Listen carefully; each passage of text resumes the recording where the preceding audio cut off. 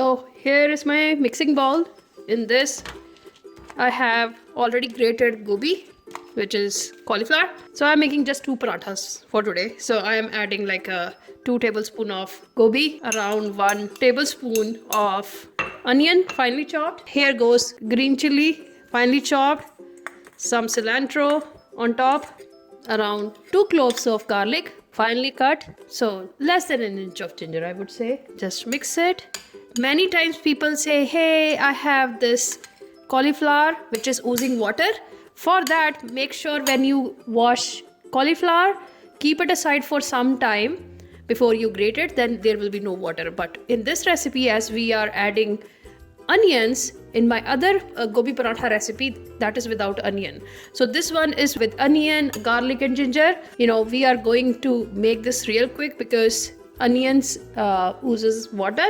So we need to make sure when we are adding our salt and everything, we are making it fast. So here goes around a teaspoon of salt, around half teaspoon of garam masala powder, which is all Punjabis favorite, and around half teaspoon of red chili powder.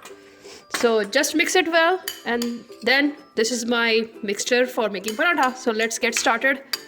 We'll start making paratha. Just make sure you mix it well before you start making parathas. So here are 2 dough balls I made. So I would say almost same size. Put it in the dry atta and then put it in the rolling board. So I have this called chakla. It's a marble chakla which I'm using.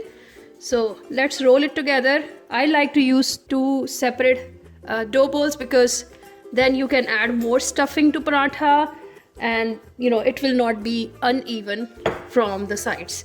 So we wanted this to be nicely cooked. That's the reason I like to use 2 balls all the time. So here goes my stuffing in the paratha. Make sure to use generous amount of stuffing in the paratha. It's really easy to make. You can check my another recipe on how to make atta dough. So just put stuffing on one side. Just gently use your hands to spread it evenly. Now I am going to add some dry atta on the top, and now let's roll it. Be gentle in rolling. Roll it on all the sides. And now we are going to put this on the tawa. So here is my roti. Here goes this on the tawa.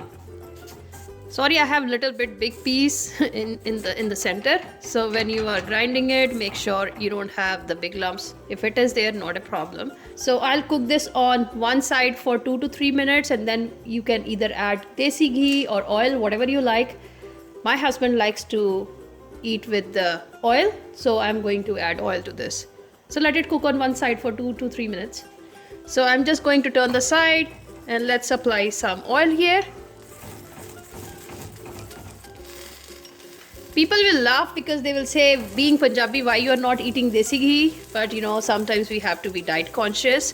And just to add on, I'm using this cast iron tawa, which I got from India. So if you don't have it, use any type of tawa, or cast iron tawa if you have.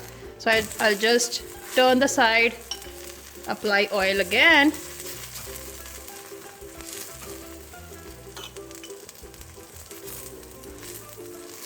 So let it cook on both the sides for 2 to 3 minutes more, and then it's ready to eat. Isn't it looking beautiful? So this is really easy to make and very yummy too. So try out this recipe. I know, as I said, I already have one gobi paratha, cauliflower paratha, which is without onion, but add this onion, ginger, garlic. It will add more flavor to your paratha, and it's ready in no minutes. So try out this recipe, leave me comments, leave me suggestions. Don't forget to hit the like button, and thank you so much for watching. Bye bye.